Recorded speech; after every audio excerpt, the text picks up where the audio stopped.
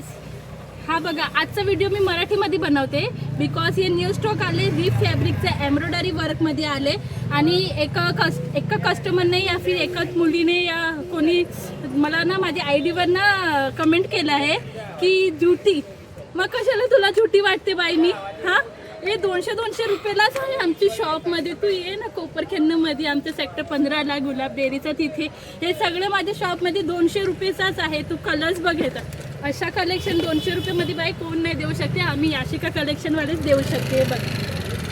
आणि तुला वाटतं तर माझे कोपरखेन्नेचे माझे सगळे कस्टमर आहे, तुला कमेंट बॉक्समध्ये कमेंट करून दाखवणार की हे कलेक्शन आमच्याकडे 200 रुपयाचे आहे की नाही.